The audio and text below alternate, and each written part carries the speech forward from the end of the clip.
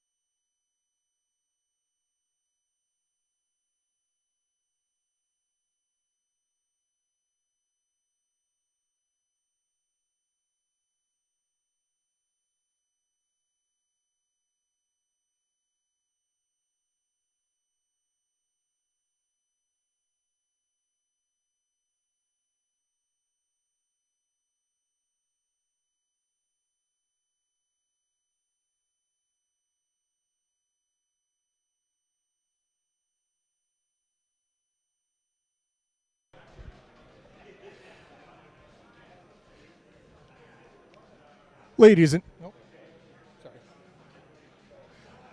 Ladies and gentlemen, as you're making your way to the stage area, if we can have as many people filling up the center seats here, just so that it looks amazing on camera. We don't want to see too many empty seats. That makes the presenters nervous, and it also, we want to make sure that everybody looks fantastic when we're going to the live stream. So if we can get as many people into the middle, sitting on these nice yellow pads, that would be greatly appreciated. Thank you very much.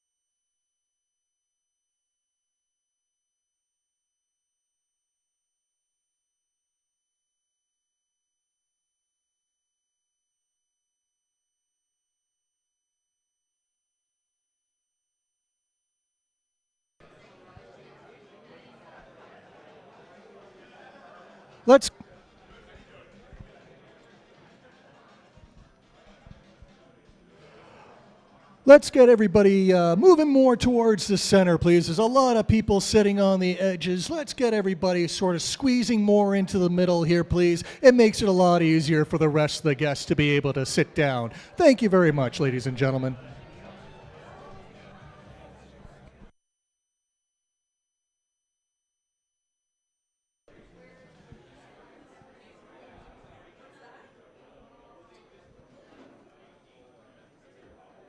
We are T-minus 5 minutes away from the start of the show. Please take your seats, ladies and gentlemen. Fill up the middle areas as much as you possibly can. We'd very much appreciate it.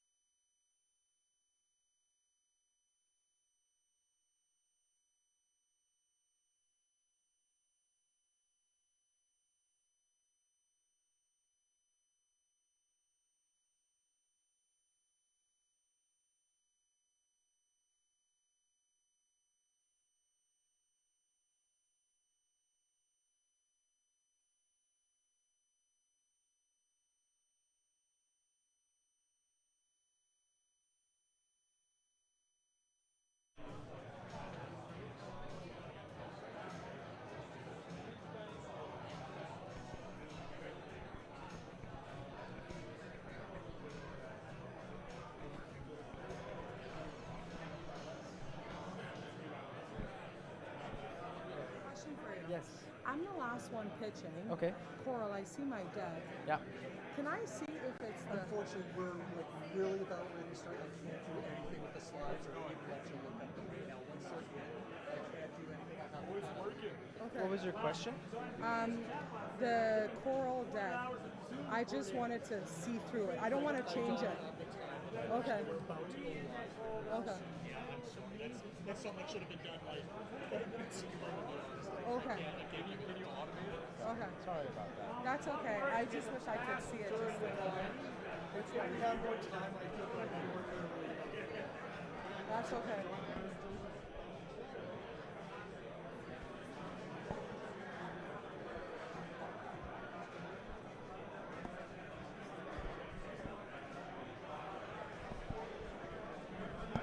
Okay.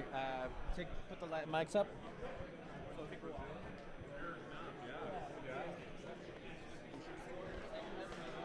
And the clicker? Is the clicker? I left it up there, I think. And I guess the timer thing is.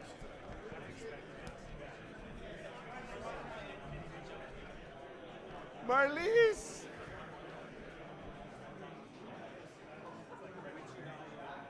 No, no, I'm saying hi to Neil. Hi.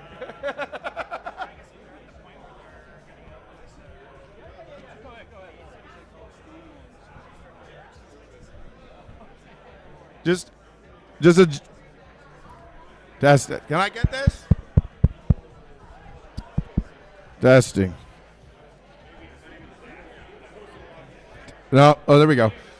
Just a quick warning, if you're coming up, the white is when you're on stage. So don't come on stage. I don't. I left it up there.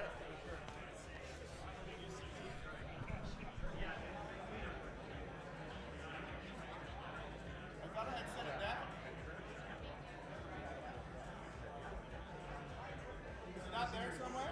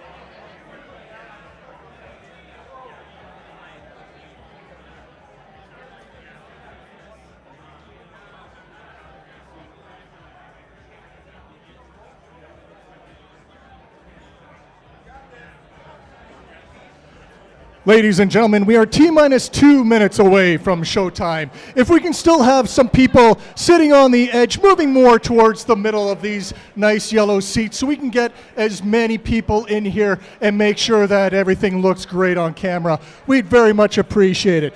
Just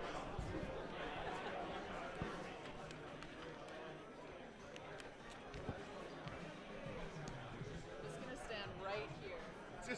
Just off stage.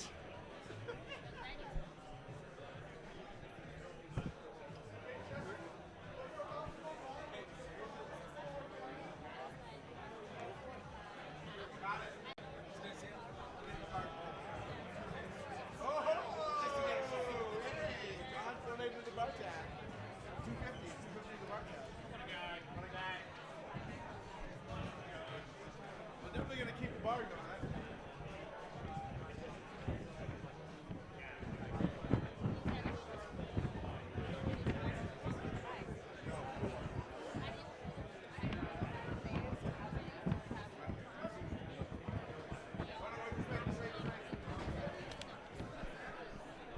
Okay.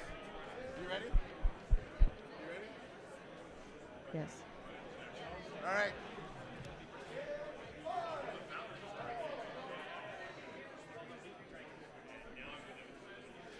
And we're live for Spring Agri-Food Summit finale powered by FCC 2026. I'm Jesse Weave, the Community Development Lead at Startup TNT, and I'm so pleased to be here tonight with my co-MC. I'm Marlise Hunter. I'm with Farm Credit Canada, and I'm thrilled to be here. Yes, we are absolutely thrilled to be here tonight because it is all about agri-food startups, companies working to strengthen food security, make production more efficient, and create value-added products that strengthen our economic sovereignty. How amazing is that we get to have this incredible agri-food program here in Calgary tonight? I mean, we're in the heart of all things agriculture in the Canadian prairies. We got the Stampede, we got farmers, we got founders, we got funders. Absolutely, and it's so personal for both of us. We've both been really ag nerds. I think from an early age. I grew up on a farm in just outside Saskatoon. And for those that don't know, actually, my father sold one of his companies to FCC. Yeah, one of the only companies FCC has ever bought, actually. There you go. Yeah, I'm a bit of an ag nerd myself. I just joined, like, I don't know how long I can say Almost I've a been the year. new kid. Yeah, no, I'm still the new kid at FCC. Yeah. I used to be with an ag tech venture fund based here in Calgary. I was with another ag tech accelerator, also based here in Calgary. And I used to manage the agriculture sector strategy for the city of Calgary. So naturally, this is where this summit should be today. I was actually going to say that like pump up music was really good, but I'm shocked that after all these summits, you don't have like a walk-on song yet. Oh, yeah. So I guess that's one of the things our new So- executive director needs to work on. He's taking notes. Add it to the to-do list. Yeah, we're so pleased to be here in Calgary. But before we get any further, we want to take a quick moment here to acknowledge the land that we're on. As we gather here in Calgary, we are reminded of the critical importance of food security and the role that the land plays in sustaining communities and ecosystems. It provides nourishment and sustenance, and we recognize our responsibility to steward it with care and respect. We acknowledge that Calgary is situated on the traditional territories of the Blackfoot Confederacy, the Siksika, the Piikani, the Kainai, as well as the Tsuut'ina Nation and the Stoney Nakoda peoples. I don't do this land acknowledgement very often, as I do this in Saskatchewan, but this is also the home of the Métis Nation of Alberta Region 3. And in discussing food security and agriculture, it's essential to recognize the traditional knowledge and practices of Indigenous peoples who have cultivated and cared for these lands since time immemorial. We honor their wisdom in sustainable land management and acknowledge the ongoing contributions of Indigenous communities to the agriculture sector. At Startup TNT, we are committed to fostering innovation in the agri-food industry while honoring Indigenous perspectives and promoting food sovereignty for all. I think with everything, especially now going on in the world, food security, food sovereignty requires collaboration, inclusivity, and deep respect for the land. And so we're very grateful to be here today on the lands of the treaties you mentioned. Yes. And we're so pleased to be here tonight as well at Platform Calgary. So excited for that. So let's welcome to the stage. Where's our rep from Platform Calgary? Right here. Or Sylvia, come on up. Welcome her to the stage. Everybody, round of applause. Woo! Hi everyone. So, as a venue sponsor, apparently we should send someone to speak, and usually it was our executive team that's doing that, or our CEO. But I guess there's some miscommunication happened, so all of them already went home. So I'm the only one here. Well, I guess I will just do it. For my own visibility, right? Why not? Yeah, so I'm Sylvia, and I'm program manager here for National Banking Investor Hub at Platform Calgary. What I do is I curated events and a program to connect founder with investor, and we also support investor in building their brand and visibility.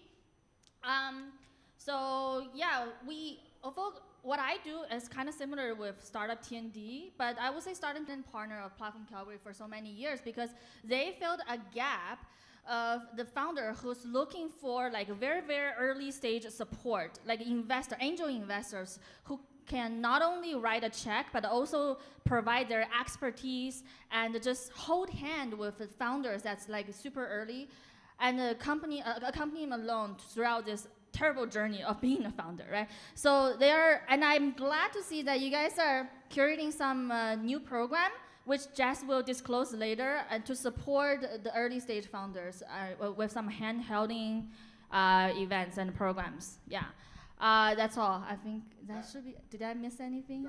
Okay. Nailed it. Give it up for Sylvia.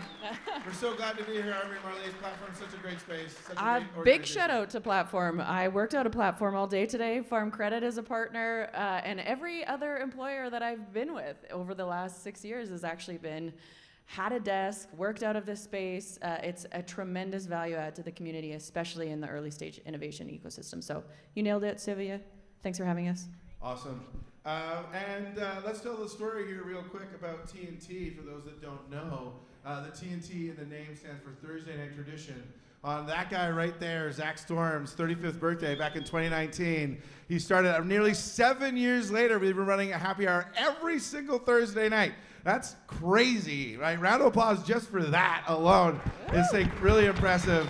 There were almost 7 years of consecutive Thursday nights. Well, what that led to is $21 million of capital invested, 550 investors engaged, 50 of these summits. This will be our 51st summit completed, and over 120 companies have been impacted by our direct investment over the last 5 years. I mean, 6 what years. a foreign concept to bring founders and funders together in a casual environment. You really cracked the code, Zach. But yeah, we got real investors, real companies, and we're making that real impact right here with Startup TNT. And we're actually now the most active investor in Canada for 3 years running. Okay, but what does that actually mean? Well, it means that we're writing more checks than anyone else in the country, except for, honestly, BDC is the only one that's writing more checks than us, which is pretty impressive. Yeah. Can we tell who's from BDC in the room? Yeah. We love BDC. What it does mean, too, is that a lot of time we're writing that first check, which is often the hardest one to get. And that's really, really important that we Small do that. but mighty. Small but mighty, absolutely. And when we decided, like, Marlies, we were thought partners on this back when you weren't at Before I FCC, was at FCC, and now our sponsor to make this program possible. But we talked about this a lot. Why do you need a program like this in the agri-food sector? I mean, why do you need TNT in every sector? Yeah. Right? Exactly. Historically, agriculture is underfunded. It's not naturally a place where investors feel or angel investors have a ton of exposure to. And so as we were talking about, I mean, we're both ag nerds at heart. How do we crowd in more capital to a space where it doesn't naturally convene? And you need the full stack of capital. You need these early checks and people thinking about how they can solve for problems really, really early on, along with institutional capital and other early stage funds. But the whole concept behind this is, how do you get more people talking about solving for problems in agriculture, and how do you get more capital circulating these early stage founders and making it possible? Absolutely. And why is it really important that those investors investing in agri-food especially are coming from the industry, from the sector? I mean, they actually understand the problems. Yeah. Again, it's like, if you understand the customer, if you understand the problems, some of the challenges, some of the opportunities, you're in a far better position to add real value, to provide connectivity, to provide some perspective of, hey, those are the potholes you probably want to avoid. I'm looking at you, Mike. I feel like you've seen all the potholes. And so to have investors who understand ag, who are producers themselves, who have gone through growing seasons to say that's not going to work, or this worked here and this is why that didn't. It's like any other sector again. How do you bring that knowledge, those cycles, into early stage investing? And how do you make sure that we're solving for real problems that people want to pay for? Yeah, right. Why don't we get the people who are working in the industry to pick the winners rather than the people who don't know the industry to pick the winners, right? So yeah, you might be wondering how this works. So what we do here at TNT, we get investors to pre-commit money, $5,000 each, before they even see the applications, right? That's some pretty blind trust. Yeah. Right? Yes, it is.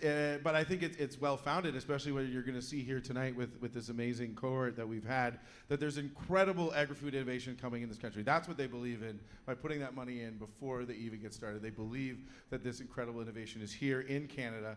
And then they work together over an 8-week period. They do real due diligence. They meet with the companies many, many times. They send tons of emails.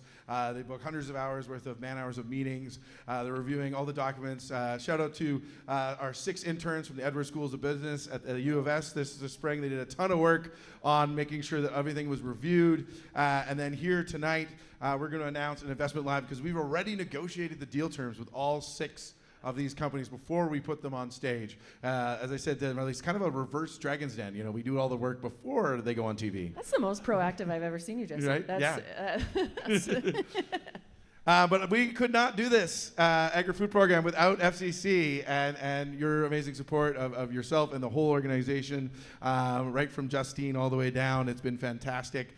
So tell, for those in the audience that aren't familiar with FCC and the work you're doing, especially with FCC Capital, let them know what you're up to. Yeah, I always say we're like the Crown Corp middle child that everyone forgets about. Farm Credit Canada is one of the, if not the largest institutional lender for agriculture and food, especially here in Canada. We have over 103,000 customers. We have offices all across the country.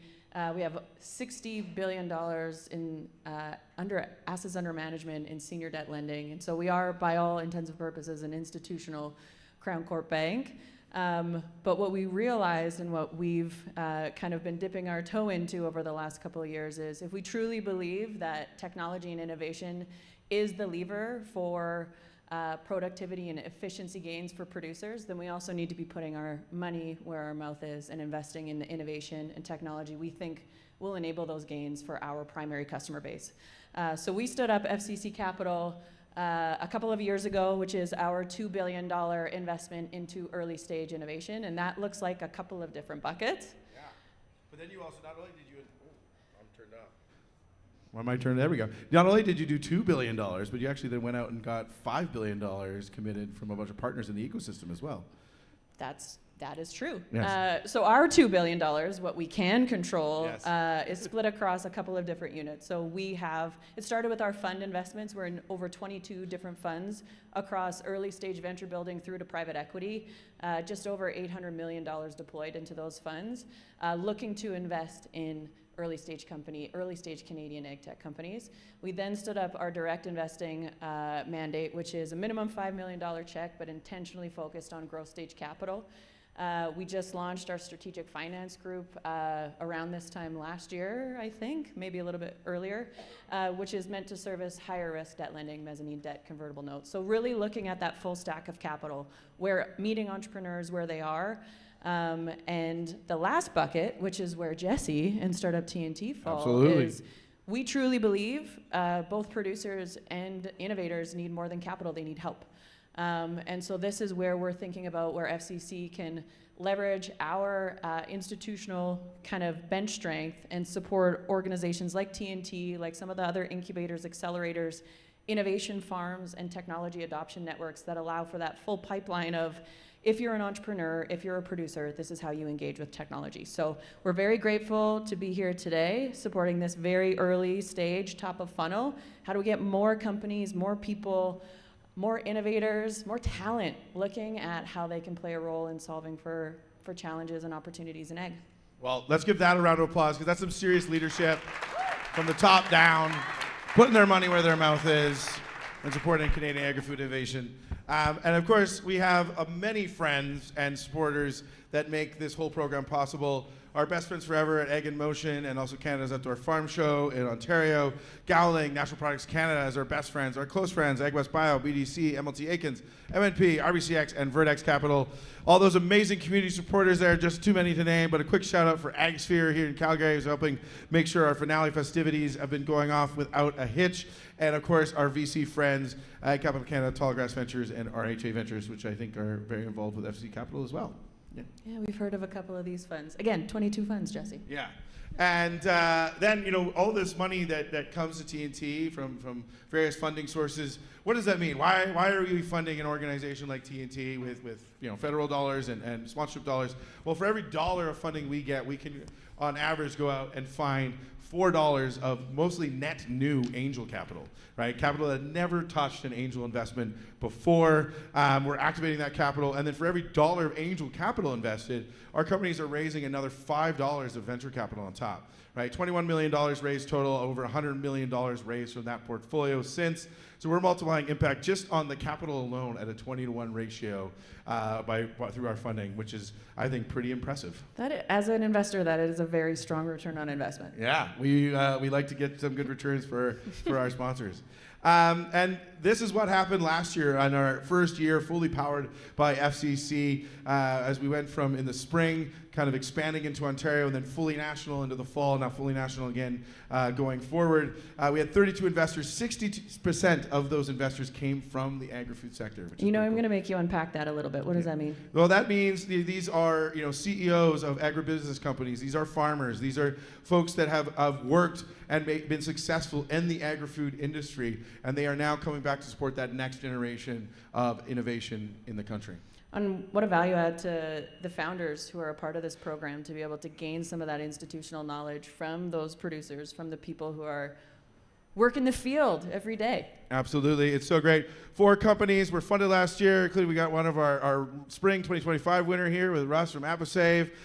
They raised over $376,000 directly from our investors, but then over $2 million of additional capital was raised just from the companies in our cohorts last year, which is pretty crazy. Within a year, that those companies went on to raise over $2 million. Well, shout out to Russ, because first of all, that's a huge accomplishment. Yes. Woo!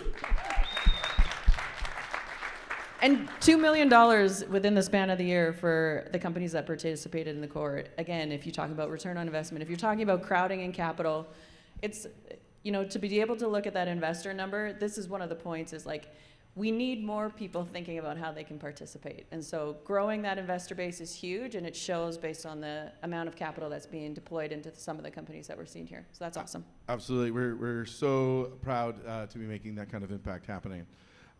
So without further ado, though, we don't want to be talking about us all night. We're here to see pitches from our finalists and then make an investment decision. So here's who's pitching tonight. We got Coral, Finleaf, Herbie Era, Mirv, Sophie's Bio, and ToothPod. And what a diverse mix of companies we have here. Let's give them a round of applause real quick first. Woo! No, I love it. I think this is an awesome snapshot, because I think when people think about agriculture or agri-food investing, they think about like drones or soil sampling or something that like a farmer can hold. But like we're talking about the entire supply chain. We're talking about everything from biologicals and crop inputs through to value-added products. All the way across to what actually hits your shelves from a retail perspective. Food and agriculture touches every single person in this room. We make decisions about what we eat every day. Therefore, every single person here should have a vested interest in the types of technologies that are impacting the food that hits their plate. So this is really awesome to see the full kind of depth and breadth of some of the stuff that's out there. And this is just scratching the surface. Absolutely. Yesterday we were having a great roundtable, and we were reminded that if you take into account everything Marlies just said about the full supply chain, that's about 1/3 of the entire world's economy. So yeah, obviously this is a big industry in the world, and we're so excited for you to see 6 pitches here tonight. Those pitchers are going to give you 4-minute pitches. They're going to do a quick 2-minute Q&A with the investors that were doing the due diligence on their company, and we're going to slide on through. But right after, what's next? We're going to go to the after party at Greta Bar, and a shout out to John Radistitz, who told me he's going to be donating to the bar tab. Cheers at startuptnt.com. Big donation to get us going. Let's give it up for John. I also volunteer as tribute to take on anyone in Mario Kart at Greta Bar. So. Yeah, we're going to get some game cards when we get there. But if anybody else wants to donate to the bar tab for either right here at Platform or later tonight, just send it to cheers@startuptnt.com, and we'll give you a shout out a little later in the show. All right, that's enough. That's the pitches begin. Let them begin. We got to bring a co-host up, right? So who do we have up first as our first co-host? We've got Patrick Lickock from Gowling, one of our latest best friends. Let's welcome him to the stage. So Patrick, this is your first big finale here in Calgary. How do you feel of this, the vibe in the room so far? This is exciting. I mean, walking down that aisle, that's the closest I'm ever going to get to being called down on Price is Right. There you go. Yeah. How much is it worth? So you're with Gowling, of course. Yes. Many people might know what that is, but why don't you let everybody here know a little bit about what you're up to? Yeah, so Gowling's a full-service law firm, help businesses, small and large, along their journeys, help founders grow. My own practice, I'm in the intellectual property group, so I do patents, mainly in the high-tech, mechanical, and ag sectors. So really, like, we help companies that want to grow. You want to protect your technology. You want to protect your brand. You want to protect your investments. We're there to help you along the way. Yeah. And why is supporting programs like Startup TNT so important to Gowling? Well, it's very important. We have very deep roots in Canada. We have offices across Canada and internationally. The Gowling part of Gowling WLG is a Canadian firm, long history of helping businesses. We take pride in helping Canadian businesses. We're very passionate about growing businesses in Canada, supporting the work we do. And on a personal note, I mean, like many people here, I assume I grew up on a farm in southern Alberta, moving irrigation lines on the weekends and all the summer watching my friends go off to play. So I, have a very soft spot in my heart for the ag industry. Love that. I love to see all of that happening here at the finale. Well, let's get this show on the road. Yeah. Patrick, who's our first pitcher of the evening? We have Sophie's bio. I'm really excited to introduce you to Eugene Wang. He has really, really cool technology. There are a lot of people in the world. They have all got to eat, and they've all got to eat protein. So with that, I will turn it over to Eugene to explain how that's going to work. All right, give it up. All right, thank you. And Jesse, Marlies, I'm the vivid proof of what you guys have worked, and that really attracting a lot of people like myself to come to Canada. So, Sophie is actually my daughter.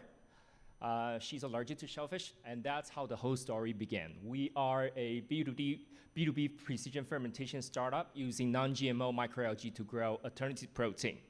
So why we chose algae? Well, our algae has all the 9 essential amino acids your body cannot build. You have to eat to get it.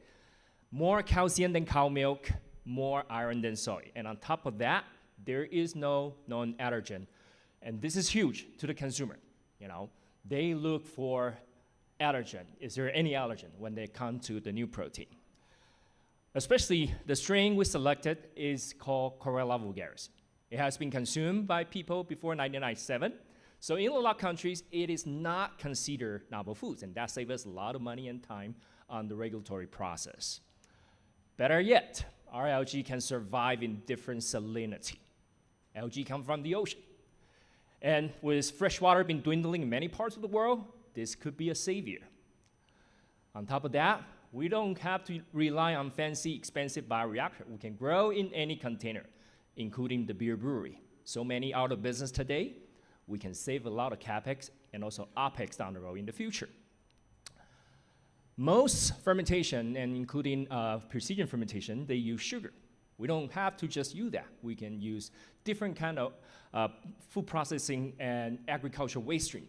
And the photo shows here are all the actual things we have done, we have tested in the past, and it worked. We're able to do all these thanks to the fact that we are currently still in the European Space Agency Food and Agriculture Accelerator Program. They do have an accelerator program especially for food and ag. We took our algae to the International Space Station twice by now. And that's how we end up with all these superhero strains without GMOs. Now, because of all the things that we have done, we're confident that give us enough funding, which is the keyword, funding, we can get the price parity down the road in the future within, I guess, just about 3 to 5 years. This is how the whole process looks like. We started from breeding the right strain to do the work, then fermentation, then isolate the protein, and the end result is that wonderful color, wonderful flavor protein flour that you can then use it to make different kind of foods. Especially when I mentioned about the picture on the lower right-hand corner, that is actually the first product made with our protein available in retail and online in Asia at the moment. Lots of IPs, 2 have been granted by many countries, including Canada. Target market, definitely more than just food ingredient industry. Nutraceutical, medical nutrition is also a wonderful market target. This is some of the awards and things we have achieved in the past. We started out in Singapore back in 2018. That's why I said, what you guys have created really attracted us to come here. And we actually spent the last 4 years in Europe trying to build up our commercial and R&D network. These are some of the partners we have. Some LOIs have been signed. My invincible teams, we all came from different walks of life to contribute to this business. We're seeking 2 million Canadian dollars right now. idea is that we're gonna set up Canada as our permanent home, our global HQ, and also we want to set up a demo factory PEI. So we're now based in Charlottetown, PEI. So we want to set up a demo factory there. This is our financial projection. If we are on target with our funding, we hopefully can be profitable by 2029. So, short and I hope sweet as well. Floor opens up for your questions. Thank you.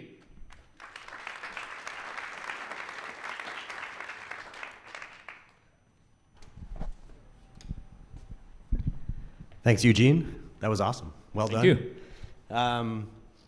Maybe just a couple questions to help dig in a little deeper on a few things.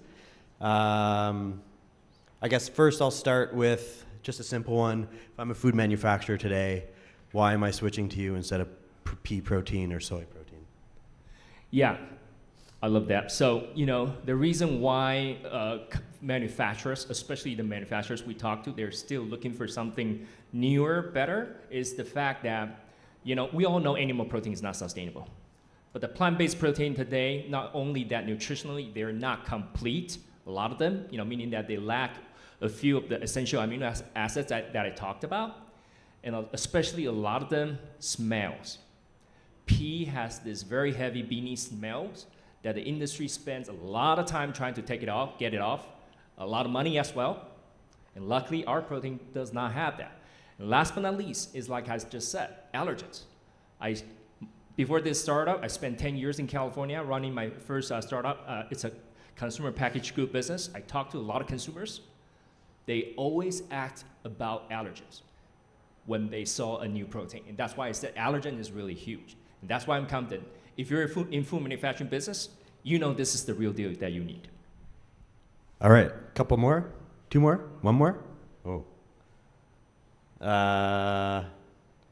Okay. What's the one thing that you're doing that other alternative protein companies can't replicate? Well, I think that the seawater part is really what other companies cannot replicate easily. Because number one, this is algae. Like I said, it was originally from the ocean, so we can use seawater to grow it easily. Now, today we're only using seawater to grow fish, seafood. That's animal-based. This will be the first time in the human history that you can grow plant-based protein, because chlorella does have a cell wall. So it is still technically defined or counted as a plant-based protein. So this will be the first time in the world that we can grow plant-based protein with seawater. And more importantly, it can be grown in different kind of salinity. So think about places like Middle East. They don't really have any fresh water. We can just use the seawater to filter it out and grow our foods. And that could be in the future as well. Mars possibly have water that's high salinity, and our algae could become the best candidate as well. So, well done. Thank you. Thank you, Eugene. Wow, what a first pitch. Hey, We're going to Mars. Yes, we're going to the moon, we're going to Mars. We love it. I just want to call out the one slide that will just validate my point earlier is we have an opportunity to create a protein isolate for nutraceuticals, for agri-food. There are so many use cases for what we're talking about in agriculture. So I love that. Well done. Well, up next, we've got another amazing close friend on our legal side, a new addition to our friendship group. We got Riley Graydon here from MLT Aikens to join us here on stage. How are you doing today? Doing great. So happy to be here. Well, actually, I'm going to let Marlise do a quick interview here, and she's going to take it away. Hot seat. Turn this off. Tell us about MLT Aikens. Sure. MLT Aikens is Western Canada's largest law firm. We've got the most lawyers out west. We've got offices across BC, Alberta, Saskatchewan, Manitoba, and now an office in Ottawa as well in Ontario. And so what gets you excited about MLT being involved in this early stage space, specifically in agriculture? I know MLT has deep bench strength in ag, but what gets you really excited about being here today? Yeah, MLT is probably the #1 law firm in ag and food, and so that's been a kind of a Headquartered in Manitoba, or you have a big office in Manitoba? yeah, headquartered in Manitoba, kind of the big Saskatchewan firm and the big Manitoba firm merging together. And so ag's always been in our DNA and our blood. And then on the early stage side, this is like an exciting opportunity for us to grow our early stage practice, helping not only the early stage companies grow to go get financing, but also the financiers looking for companies. Awesome. Well, take it away and introduce our next founder, if you can. All right, I've got the privilege to introduce a very exciting venture. We've got Francois from Mirv. Thanks a lot. All right. So pleased to meet you, everybody. So I'm here to introduce you Mirv, and it's all about removing the uncertainty in food and beyond food.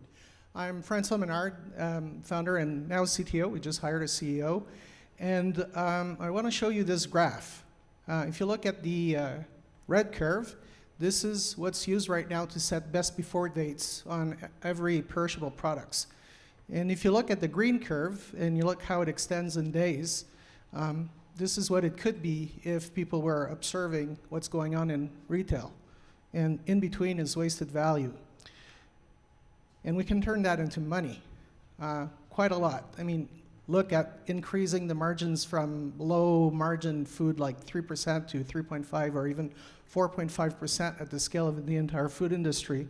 It can make a big difference. But what's below it is even more important, is the opportunities for upcycling and food apps and food banks and minimizing food waste extends quite a bit too.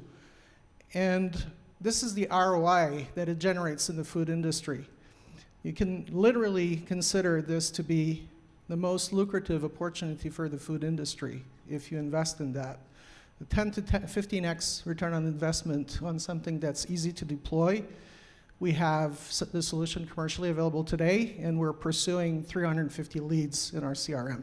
We're leveraging Zebra, which is a gigantic company, their footprint across the world to deploy the technology. And our ongoing pilots will basically help us figure out how much we can charge for it. If you look at this graph, you can see that we have these temperature tracking tags, which we call cool tags. And they have a thermometer inside, and they span the entire supply chain in one single stream of data. And it makes it possible to gather data on the most variable portion of the temperature chain, which is the retail portion. And from that, we can instrument the supply chain. And that is not going to be enough. If you ask Walmart, they consume a lot of radio frequency IDs as item level tags. And right now they're made in metal, and it's an impairment towards deploying them across the entire food supply chain. Literally, there's 45 trillion barcodes a year by 2035, and we're shooting for 1 trillion units of our sustainable RFID tech based on our compostable conductive ink made out of graphite and pi-conjugated polymer. And for food alone, that's a $6 billion a year opportunity, most of which is profit. And we have a very elaborate roadmap where we start with our CoolDat solution immediately in 26, and we get into supply chains. And that's the most important. We're priming our pipeline for feeding our tech into everybody's supply chain. And the roadmap goes from 27 to 2031 with incremental functionality, one of which, most importantly, is chipless RFID. And for that, we got $1 million grant. It's to say it's with Canadian Graphite too, and it's to say how important it is. We're a team of experienced entrepreneurs, and I, for one, have like around 25 patents in my career. This is going to add probably double that as we get through our tech development over the next 3 years. And we built the entire solution from scratch. All our code, all our software, all our tech. And we're raising. And you're holding the first little domino, that mighty small check that's going to tilt the next one, which is our lead investor. And then from that, we are able to bring our some institutional VCs that will join the round, and we can maximize the outcome of the technology for the benefit of the entire food industry worldwide. Thank you.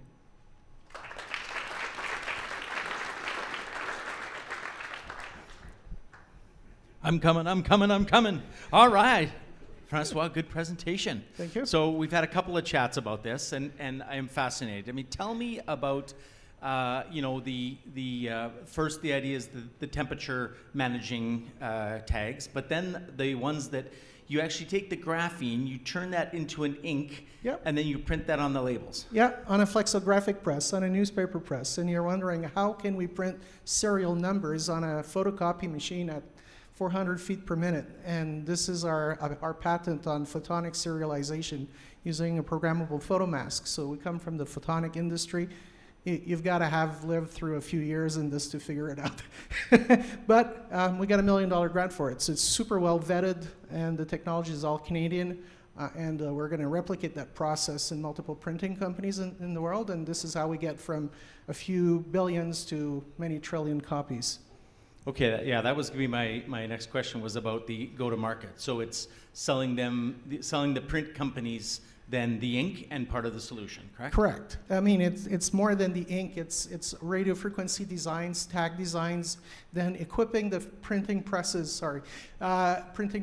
with the right tools, and then enabling various printing companies in the world to switch to chipless RFID, which is, for Walmart, paying 5 to 8 cents an RFID tag today, being able to reduce that cost by a factor of 10. They got no way of doing this right now with chips. You got to get rid of the chips on those tags.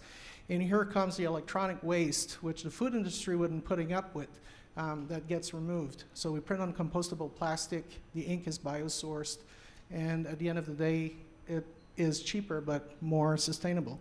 And that's why MIRV means multi-resonant echo electronics for radio frequency verification. So it's ESG right in the name. Okay, so that's great. So then, and then tell us about how you talked about the dominoes, how this domino will then unlock some of the grants that you're looking at. Well, I'm calling upon the startup TNT community here, the importance of that small mighty check, to use your analogy. I like it a lot.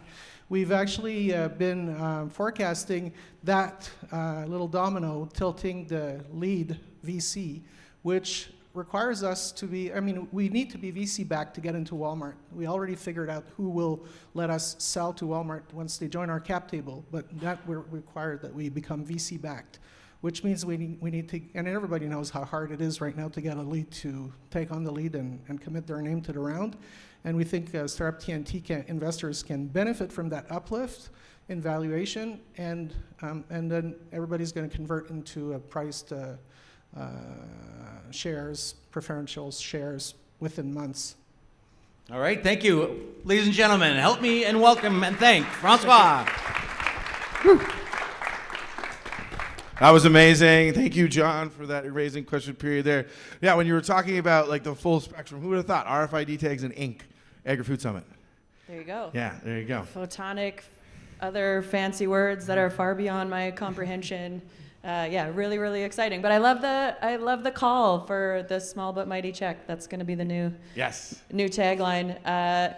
It does. It is a catalyst for additional capital. So everything you guys are doing here today is definitely moving the needle beyond other forms of capital that come a little bit later. Absolutely. All right, let's keep the good times rolling here. And who's our next co-host? Our man, Dean. All right, welcome to the stage, Dean Voikin from MNP for a little chat. Hey, Jesse. Here, MNP has been a big supporter of TNT for quite some time here across all of our programs. They're one of our national sponsors across multiple programs. We'll tell everybody here a little bit about what MNP is doing in Canada in the finance and accounting space. Right on. Yeah, thanks, Jesse. It's our pleasure to be here. So MNP is Canada's largest accounting, business advisory, tax, and consulting firm servicing the mid-market. So similar to some of the other sponsors that have been up here, we're Prairie Roots. So office number 1 for us was in Brandon, Manitoba. Yeah. And so I always tell people you get big firm resources, but small firm roots. So. Yeah.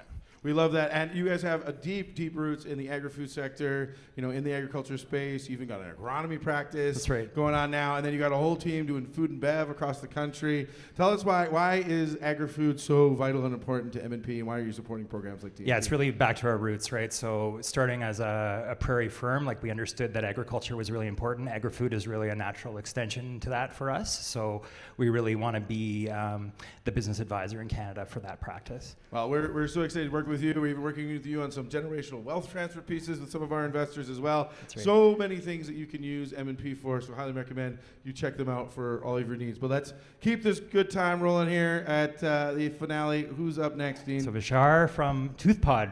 All right, let's give it the stage. Yeah.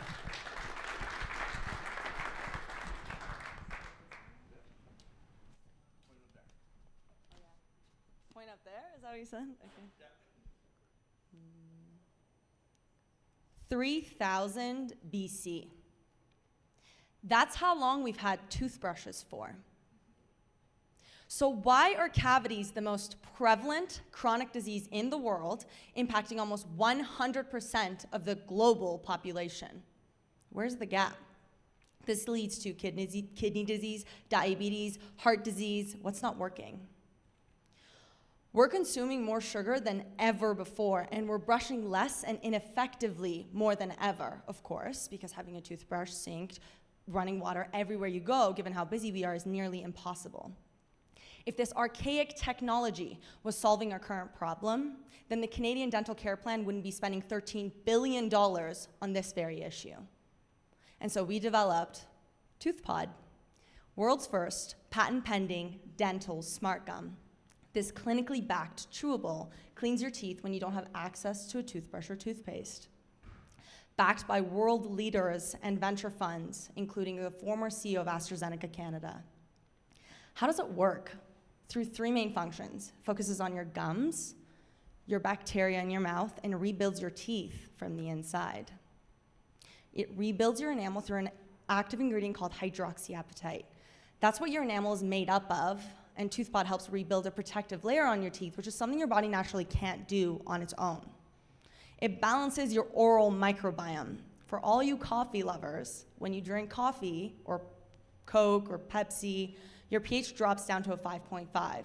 That coffee biofilm is live bacteria living on your teeth. The magnolia bark in ToothPod breaks that down, increases your pH to an 8.4, and balances your oral microbiome. After 5 minutes of chewing, bacteria related to tooth decay, gum inflammation, bad breath decreases significantly, and good bacteria, nitrate-producing bacteria, increases. Our current clinical trial is at one of the best universities in the world, and there's clinical data showing that there's a statistically significant difference in the group that was chewing ToothPod for 14 days versus the group that wasn't. Our team is exceptional. My co-founder, PhD in biomedical engineering, Colleen, 30 years in the dental industry, worked at one of the largest dental roll-ups in the country. Content creator, generated over $1 million for our competitor product. And Dr. Melanie, who has over 100,000 dentists in a community that she built. Backed by our advisors who've worked with Colgate, Crest, P&G, our head of orthodontics at one of the best universities in the world, and launched an oral care product to 30,000 retailers across the states. Our model is B2B2C. Dentist purchases, gives it to patient tries it, patient comes back at toothpod.co, and we have 60% margins. Currently, the military is in trial phase for ToothPod as well. We work with one of the largest dental supply organizations with over 400 dental clinics, predicted to hit $1.5 million in revenue this year. Our TAM is, well, I hope everybody likes their teeth and they want to keep it, and I don't think AI is going to replace it anytime soon. 3 months into launch, $150,000 in revenue, 2,000 customers, 4x growth this month on our subscribers, 150 customers month 1, 600 customers month 2, consistently featured in organic content, national news, Alex Earl posting about us, selling out our entire stock within 1 day, 300% increase in 1 day, named top 20 products, changing the world, and the largest fashion magazine naming us the best oral hygiene product out there. Top 10 founders to watch, top 10 startups to watch, and let me remind you, 1 ToothPod today could mean 1 less cavity for you in 6 months. So let's do better and reduce this nearly 100%. Thank you. All right, Daryl, come on up. Amazing. Thank you, Vashar.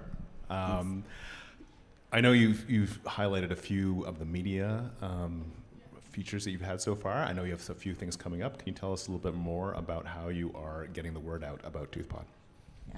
Yeah. Through our dental partners, as well as through all of the PR has been organic. Like all the PR that I spoke about was something organic that they pick up on, just as our dental partners and our consumers are consuming. Word of mouth is one of the biggest ways that we get word out. Like, you know, one of our dental partners is actually here. For example, like her handing out to her patients and recommending it. You have about like 500 patients a month that are getting exposed to ToothPod. All of them are now getting exposed to, you know, they're giving it out. It's pouch style for a reason. So it's word of mouth. I give it to you, you give it to your friend. John's been handing them out like candy. And so that's really how it spreads. But our plan more specifically is working with our dental distributors, working with our critical partners. We had EY order for all 450 executives, and that's 450 people who are gonna now share with their friends through one big B2B customer. Amazing. Yeah. And so convincing dentists to carry your product is probably no easy thing. Can you tell us about your ingredients and how you were able to go about doing that? Yeah, so as you can see, this is our clinical trials. I was so proud that the data came out last week. This is the group that's just brushing their teeth, and this is the group that is chewing ToothPod. There's a visible statistical significant difference in the group that was chewing ToothPod for 14 days versus the group that was just brushing their teeth. And our clinicians trust data. They trust one of the best universities in the world. And this is an independently run study. Like, we don't have any, we don't meddle with the study or anything. And so this is a group that was just chewing regular gum base. And so that's xylitol gum, by the way. So there's a very significant difference in the patent pending active ingredients that ToothPod has versus any regular other chewing gum. And then you could see, like, that picture is after chewing ToothPod for 10 minutes. And that's your plaque. You normally don't see that. It's probably on all your teeth right now.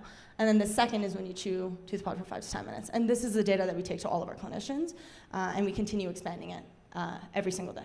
Okay. And last question, can you maybe tell us a little bit about how your round is going and any past investors? Some of our backers are, a slide on this, several venture funds, including Women's Equity Lab, Archangels. We have our lead. We have 30% of the funds already deployed for our $1 million raise. We're looking to close that by the end of next week. Amazing. Thanks. Yeah. Thanks. Round of applause. Thank you. I'll keep clicking, don't worry. Thank you. And make sure you find her for those samples of the ToothPod there. Yeah, definitely want one of those, hey? I mean, I have to pin down 2 little boys every day, twice a day, to try and get them to brush their teeth. So, listen, you have a customer in me already. Yeah. Well, I'm going to welcome our next co-host here to the stage so you can chat with him about the work they're doing over at Vertex Capital, as well as the new CEO recently, I think, Colin Phillips. Look at us, the new kids on the block, right? Yeah. Welcome to your new role at Vertex, relatively new. Yep. For those who are in ag and are maybe not as familiar with Vertex, tell us a little bit about your backstory. Tell us a little bit about Vertex and about what you guys are up to. You bet. So Vertex, been around for 27 years. What most people don't know is Vertex is actually Canada's largest ag and food innovation VC, privately owned VC in the country, with over 100 million in AUM. So really, really excited to be here. This is what we do. This is the space we live. This is where we play. And we're Calgary based in the heart of ag here in Alberta. I'm Western Canadian based originally, happy to be back on this side of the country after a dozen years out east. And new to venture capital. My background is mostly in big corporate ag, Monsanto, Corteva. I'm really excited to take that ag knowledge and help startups, founders, and the ecosystem here create what farmers need most, which is innovation. And that innovation is important for farmers, also for the strategics. So it's super exciting to be here tonight, and we're excited to be a part of this. Well, that's exactly what we were talking about. We need more Collins of the world engaging in the venture community. He brings a wealth and depth of knowledge of all things agriculture. So happy to have you here. Tell us a little bit about Carrot Ventures too, which is a part of one of your investment vehicles that you're deploying out of. You bet. So Verdex deploys from two pools of capital currently. One is our Carrot Venture Studio, which is an ag commercialization platform. Basically takes a novel IP idea and forms a company around that. So you may have an inventor somewhere that's got the idea, but doesn't want to run the entrepreneurial journey. And we'll vend that in, form a company, bring in a co-founder, CEO. We'll write the first check, syndicate with other investors, form that company, stand it up, off to the races. Seller Insights is a great example of a Carrot company success story. Our second pool of capital is Agri-Fund, which is more of a co-investment vehicle where we're partner with other VCs in the ecosystem to close out their rounds or fill out their rounds. We don't lead from that pool, but we help play that role of being that syndicate partner. So two very different pools where we can have a very large impact on the community as a whole. Right, so you've heard it from Colin. He has capital, and he'll be around all night. With that, why don't you introduce our next pitch? Absolutely, Marley. So super excited tonight to introduce Anthony Bisson of Urbia Era. Very exciting technology. Looking forward to hearing the pitch. Come on down.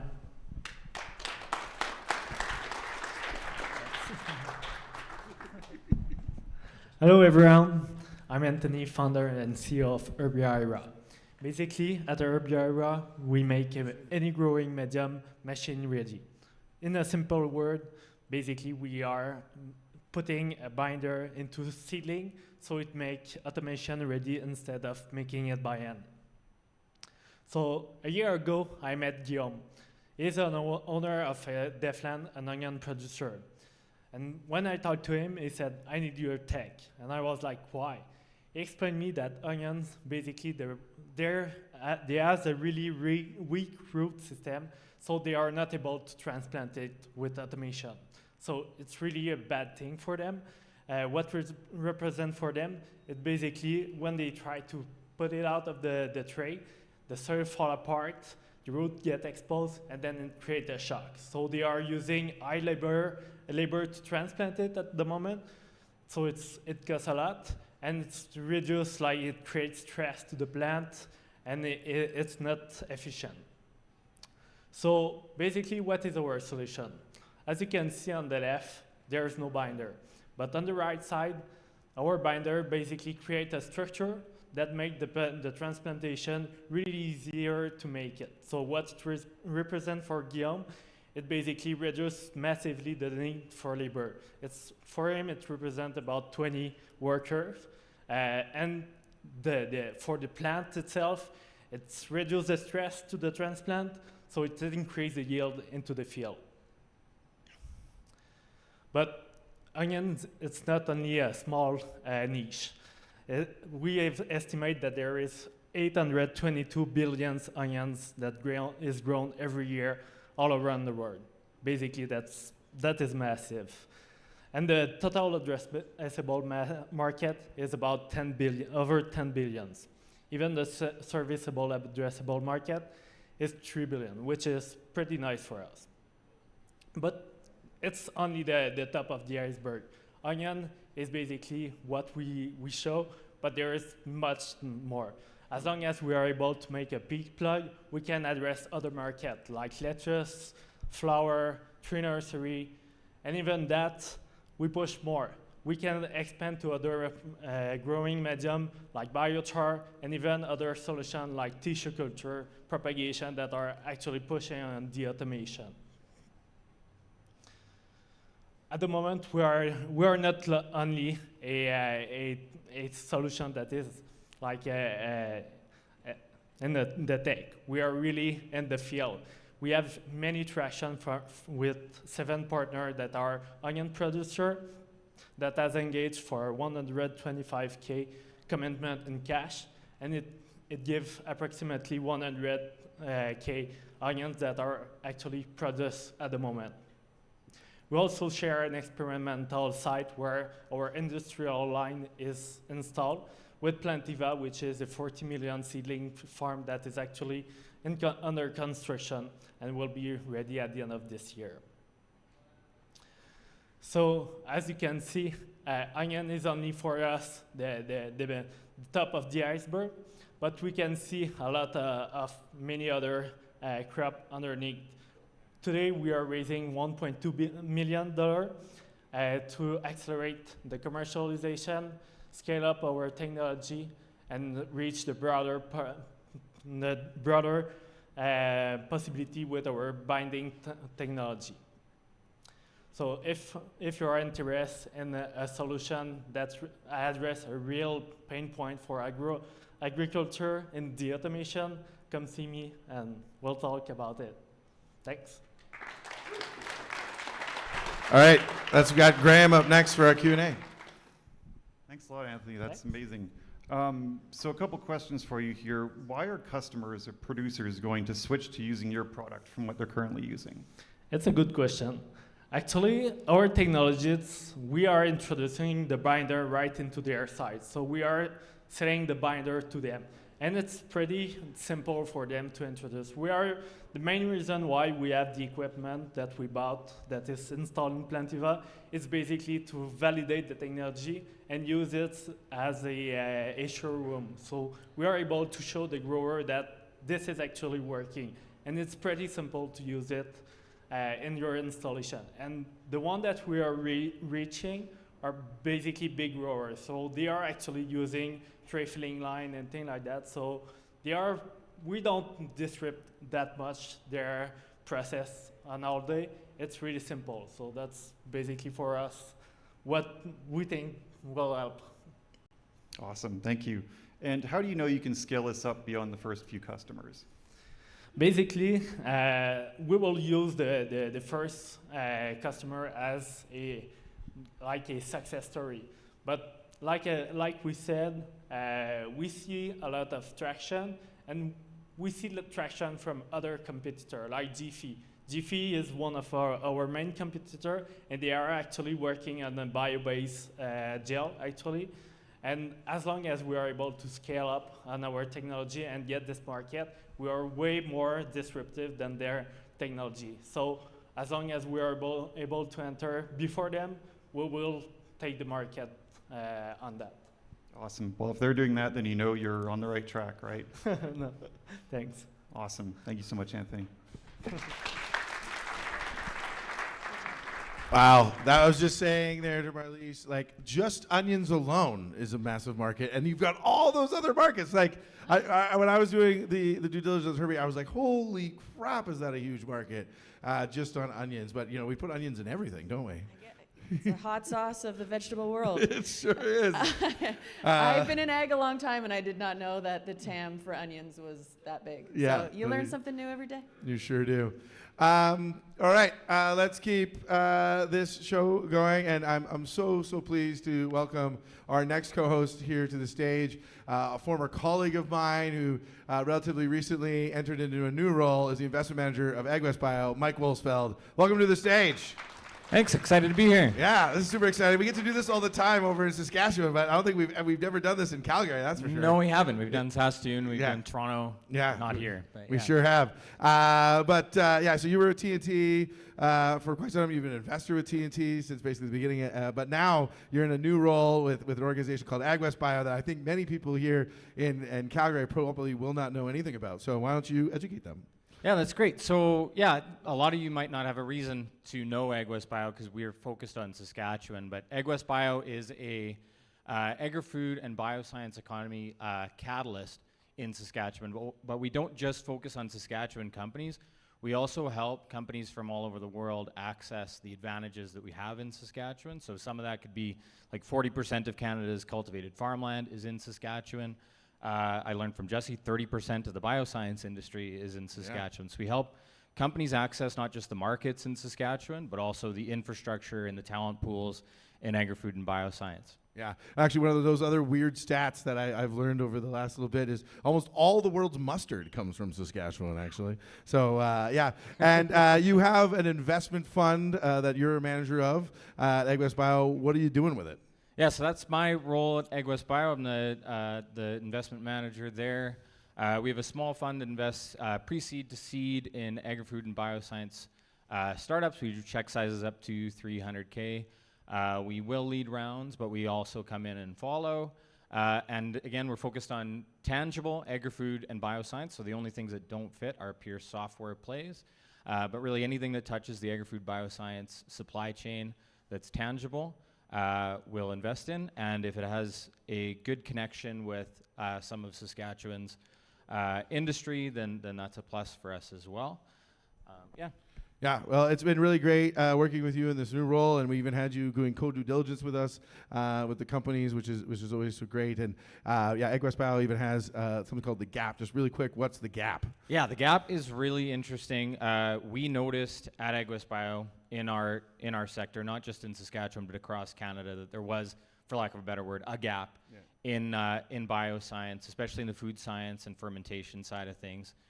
So now we have a food science and fermentation lab and greenhouse facility that sort of fills that gap between the academic lab scale to the scale up. So we're kind of that bench scale, using the fermentation as an example. You know, you've proved at milliliters that there's feasibility. Now find your formulation, prove that it works at the 10-liter scale, 20-liter scale, before you take it up to the 1,000-liter plus. And we have similar sort of lab and greenhouse facilities that work for other agri-food startups as well. Yeah, and there's a whole stack in Saskatchewan that I'm sure everyone could come up and talk to you during the networking break to learn all about. Absolutely. But we got our second last pitch of the night, so let's welcome them to the stage. Mike, who's up next here? Yeah, I'm happy to introduce Myrna Gillis from Finleaf. All right, welcome to the stage.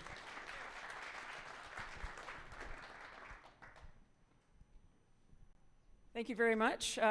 My name is Myrna Gillis, and I am the co-founder of Finleaf Technologies. We are a circular nutrient recovery platform at the intersection of aquaculture and agriculture, converting fish waste into biofertilizers.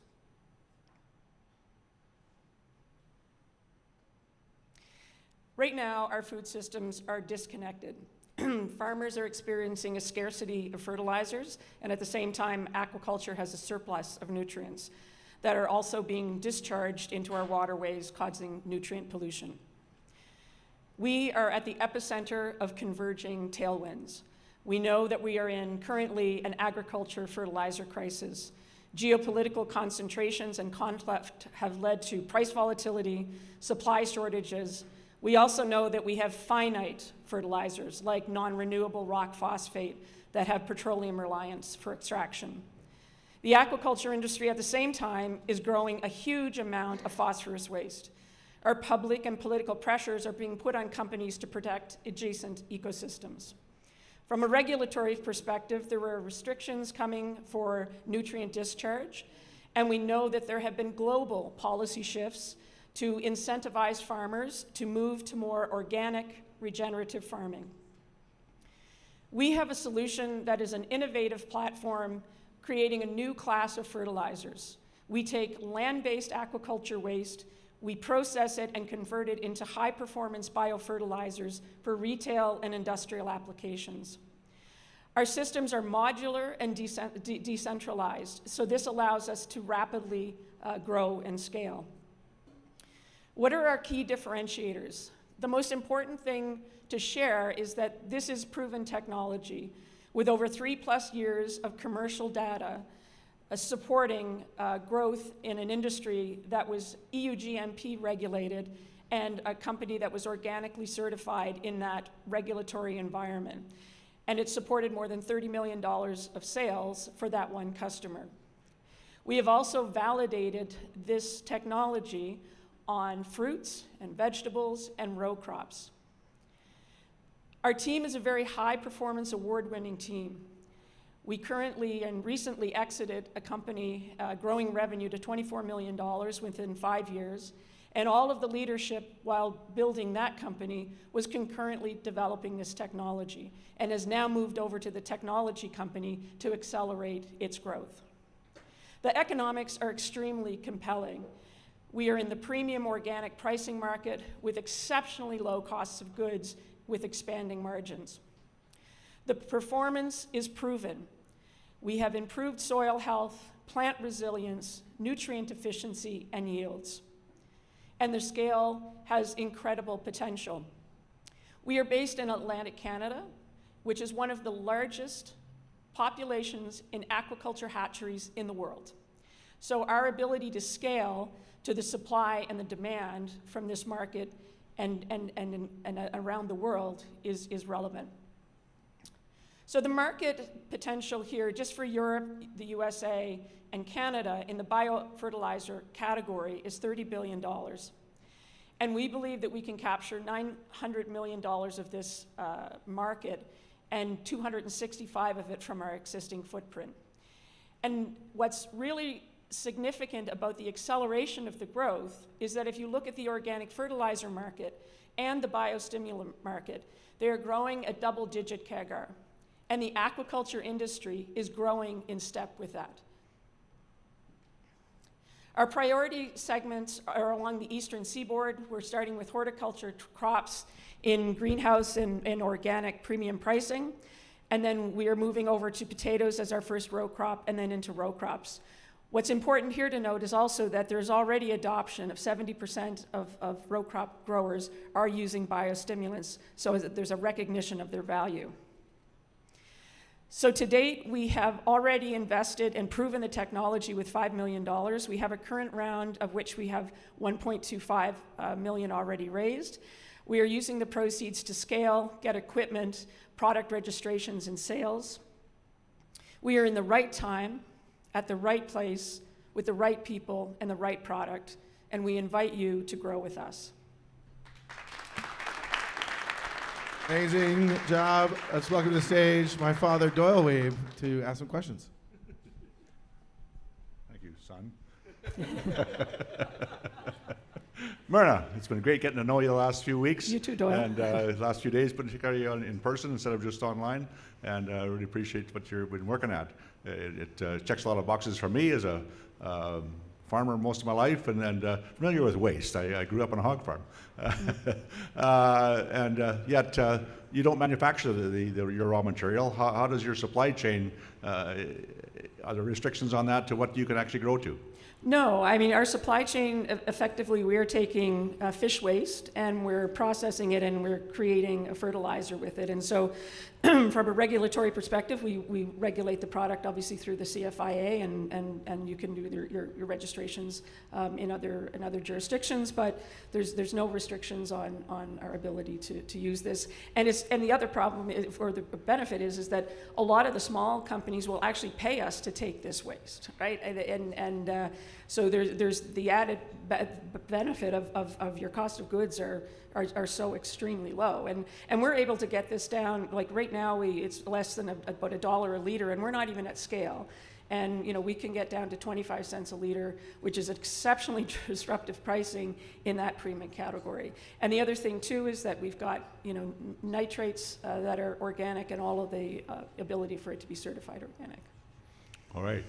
And so what does scaling look like for Finleaf in 5 and 10 years, or are you just concentrating all around your home province in Nova Scotia, or where do you see yourself having other facilities? So the biggest benefit, of course, is that the supply chain for us, the largest producers in the aquaculture industry, are global companies. So they're all around the world. They're in Canada, they're in Norway, they're in Scotland, Chile, Australia, and so we would expect that we will grow in the jurisdictions where aquaculture concentrations and hatcheries exist. And the other part of the scale is that we're also moving towards more land-based aquaculture, and so there'll be more biomass and more things for us to deal with. And so that industry is the fastest growing protein industry in the world, and it's not going anywhere. Very good. Thanks, Myrna. Thank you, Doyle. See you. There we go. Wow. That was a fantastic pitch, and so great to see so much of the waste being utilized to create something valuable. Yeah, what a great circular story, and also like the progression of the work you were doing that spun out a tech company. Like, what a great Canadian success story already. Absolutely. Well, I'm going to let you introduce and interview our final co-host of the evening. You're in the hot seat, Darren. All right, let's welcome Darren Boulding from Natural Products Canada. Thank you very much. So NPC has been a long-standing supporter of TNT, but for those who don't know Natural Products Canada, tell us a little bit about what you guys do there. Yeah, so Natural Products Canada, we're a nonprofit organization right across Canada. We've been operating for 10 years. It's our 10-year anniversary now. Congratulations. And we support biological innovations with companies with novel intellectual property, with funding, with mentorship, and with connections. Can you unpack the funding piece a little bit more? Because you're engaged in a couple of different spaces and places. Yeah, so the first 5 years we were doing seed equity investments, and we have 13 in our portfolio. And then the last 5 years has been non-dilutive funding, so sort of like grants, you'd call them. And then we also are an LP in a venture fund called Nadera, and Nadera focuses on the ag and food sector. So you've heard it here again. We have more capital for anyone who's looking. With that, we'll keep the ball rolling. Darren, if you could you please introduce our last pitch of the night? So this company is called Coral. I've been working with Coral for about actually a year now. I've known them for almost 8 years when I founded technology at U of A. And I think my first advice to the scientists, you need to find a business founder. That was 7 years ago. And on came Cynthia when I met her a couple years ago, and we're very proud of what they're doing. They're turning canola into a chemical called polyol. And for those of you who don't know what polyol is in everything from lipstick to your shoes, to the mattress you sleep on, to your car, to your coatings. It is everywhere. And it's made from polyols, which now can be made from canola. So I'm going to hand it over to Cynthia. Thank you. Excited to be the last and tonight. Thank you for the invite. My name is Cynthia Ene. I am CEO at Coral. We make biopolyols. So the problem that we're looking at solving is that right now there's a disruption in the supply chain. And so polyols, if you want to know, is something that, as Darren mentioned, is in a lot of manufactured goods. It's an essential material that is in adhesives, coatings, elastomers, foams, your mattress, cosmetics. And with the global geopolitical situation, the tariffs, this raw material ingredient has tripled in price. That is why we have $12 million in sales pipeline opportunities, and that's why we're raising so we can fulfill and meet that demand. The other thing about us is, yes, we are bio-based. We're from canola. And so we're not a nice to have, we are a need to have, because the regulatory requirements in place right now force manufacturers to have a minimum threshold of biopolyols in their manufactured goods, as opposed to petroleum polyols. So this is a sample of some of the product we make from canola here in Alberta. And these are all the things in your home that are made with biopolyols, from construction to paints to adhesives and foams. So it's a $30 billion industry and growing. We're excited because in the last year, we've scaled from the U of A as a spin-off company, and we are now making product at a toll processing facility. So the benefits of our technology is that we are superior, we're bio-based, we meet those ESG requirements. I was talking to Woodbridge, one of our clients, yesterday, and they have a mandatory requirement to use 5% biopolyols in the foams that they make for Ford and automobile applications. And that supply chain has just been disrupted because they import 90% of that from India, castor polyols. So, it's a true Canadian success story because we've been hit by tariffs for canola. We're finding alternative uses for our canola right here in home, and finding an opportunity for farmers to not be reliant so much on exports. We are fully patent granted. The technology is patented in the US and Canada. And as I mentioned, an almost $30 billion industry. We're looking at capturing 2% of that in the next 8 years. So these are all the clients that have purchased and done paid pilots with us. Yes, from Shell to Dow Chemical, Joat, Henkel, Palmetto, for those that did the due diligence on this deal, they are looking at ordering 16,000 tons, 300,000 tons of our biopolyols to make bio-based mattresses for your home so you don't sleep on petroleum anymore. So that's very exciting for us. So as I said, we have $12 million in LOIs and the sales pipeline deals. We have done pilots that confirm that we are drop-in replacement. They don't need to change their formulations. We meet their specifications. The orders are in. We just need to make product. We're going to make money by selling product, custom formulations, strategic partnerships like Dow Chemical, looking at kind of onboarding us, and Shell's Game Changer program that we're part of. But also down the road, we're going to actually license the technology. So that's a facility we're currently making product out of, and we diversify supply chain, and we're a phenomenal ESG alternative. We have a brilliant team behind us. So, I'm here if you have any questions. We're excited to partner with you guys. Thank you.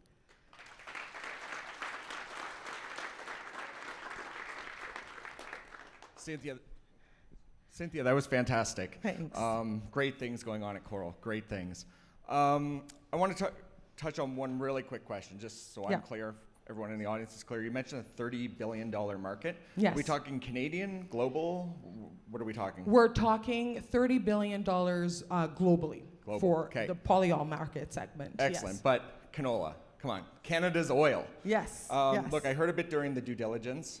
Call yourself a bit of a nation-building company. Tell us about that. Yes. So we've been working on this technology for a while out of the University of Alberta. And when canola was hit by the tariffs, our hands went up. We're like, no, never again should Canada sell our oil to only one or two clients. Until today, there's 100% tariffs on canola oil. We produced 20,000 tons of it last year. Crushed 8,000 tons of it. We're looking at crushing 16,000 tons of it, and that's 100% tariff. Canada needs to find a lifeline for our farmers, and that's what our biopolyol solution will do.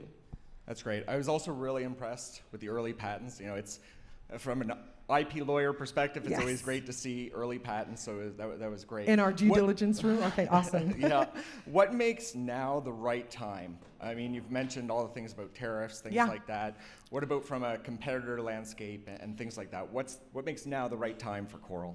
Our big play is that we diversify the supply chain. And so now more than ever, the big clients who've been super comfortable, ag has not been disrupted in a long time, they are ready for the change. They realize the importance of diversifying the supply chain, and that's why the big players are onboarding us, are giving us orders, and so that's why this is the time we want to make our move. Excellent. Oh, looks actually one real quick. You mentioned some of your LOIs. Yes. What does the next 12 months look like with this funding round in place? Perfect. We're doing a $1 million raise. We already have some commitments in place, and this helps us scale to fulfill about $10 million worth of those LOIs in the next 3 years and grow beyond that. So. Great, Cynthia. Thank you. Wow. What a way to end those 6 pitches. 6 up, 6 down. Can you believe it? Let's give a round of applause to all those amazing finalists. And one thing I was just thinking about there too, which is it was really great to see, because I don't think this was the case when we started. I'm pretty sure the very first cohort was all men. And then over time, now tonight it was 50-50, men and women pitching. Isn't that fantastic? That's so fantastic to see that diversity on the leadership. Well, not only that, I think we have representation from all across the country, which is also phenomenal to see. Truly National Agri-Food Summit. Yeah, I love that. Look at that. Yes. And now I've learned I need a new mattress, and I need new gum, and I need to think about protein differently. So yeah. I'm walking away and the a onion changed market's woman. crazy. Yeah. Who knew? Well, that was they just made it really hard, I think. We thought it was going to be hard going in to the final pitch here, and they didn't make it any easier on us. So as we have to go and deliberate now and determine who is going to be our winner. So investors, I will be asking you all here in just a minute while we have one more person come on the stage here, just to head on up if you can over to the Investor Hub. So we'll start making our way over there because we're going to need as much time as we possibly can to get that scoring done. But while we start working on that, I'd like to bring someone to the stage who's not even 1 year into his role here with Startup TNT, but he has had tremendous impact on the current state of the organization. And I'm so excited for you all, if you haven't met him yet, to meet him here tonight. Let's welcome to the stage the Executive Director of Startup TNT, CK Dalawal. What an intro. Wow. Thank you so much, Jesse, and thank you all for being here tonight. I think I've been really fortunate to be a part of very many conversations over the past few days. We had a community celebration event in Edmonton, and I think the narrative that I think is so important that I really hope everybody walks away from tonight is that the community is everything. It is the groundswell that brings so much together, and I think being fortunate to go to the Agri-Food Summit last fall, I guess in Toronto, it doesn't matter where you kind of go, you can form community as long as there's someone who's able to bring everybody together. And I think that the Agri-Food finale is a testament to that, and all the work that Jesse and the investors and everybody else that's been a part of the event so far, it's not possible without many hands. So thank you all for being here. Thank you all for believing in Agri-Food and this sector. And thank you, Marlies, our sponsors, and everybody else for continuing to believe in what we're doing here and for the sector as a whole. I think we'll keep it short and sweet, and we'll go from there. Thank you, everyone. Yeah.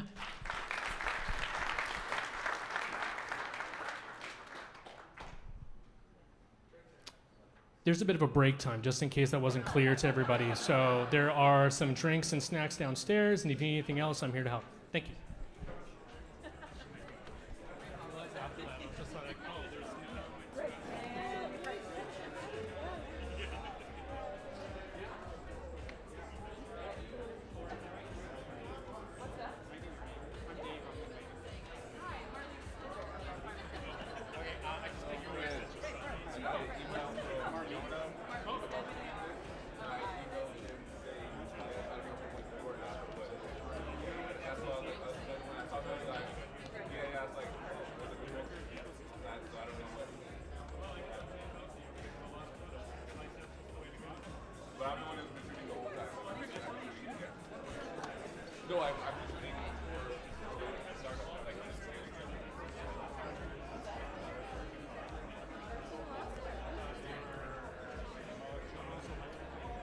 Hi. How are you? Nice to see you. Oh, sorry, I was hugs. So we're good for hugs. I was like, I've only met you on the screen. So Yeah. yeah, nice to meet you.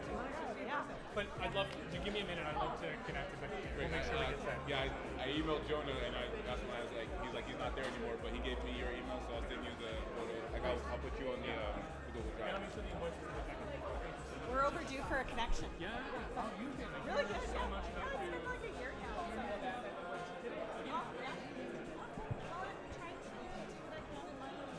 You should talk to him.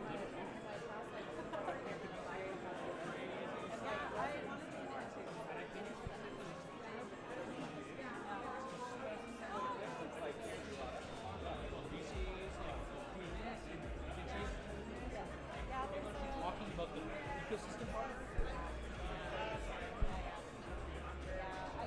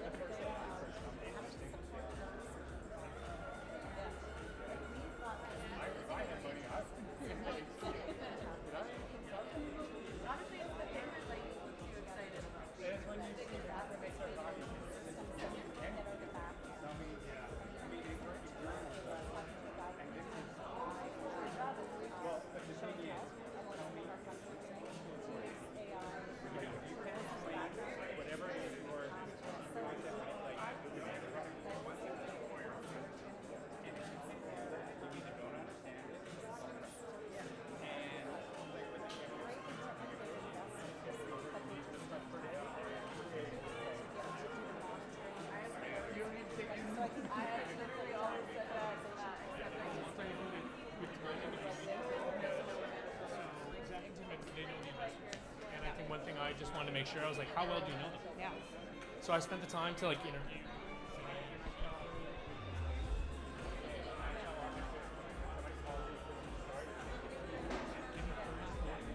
But like I'm finally starting to see like the line of best fits. And the problem there's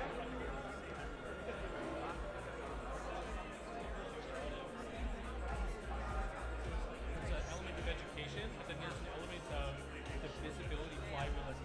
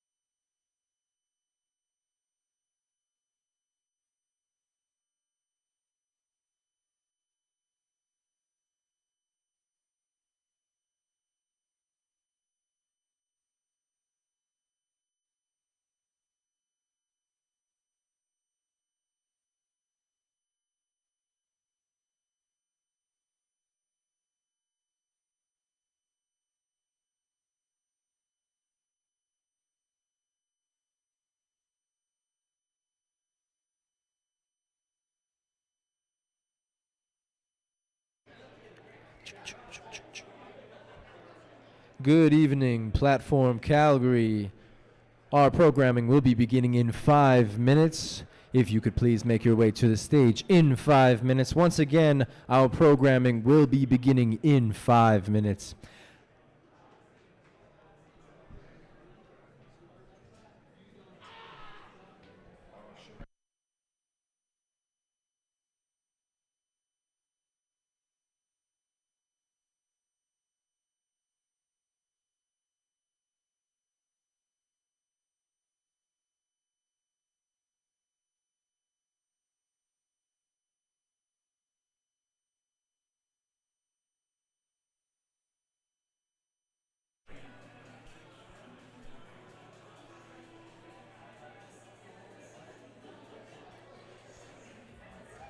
Once again, if you could make your way to the platform stage, our programming will be beginning in 5 minutes.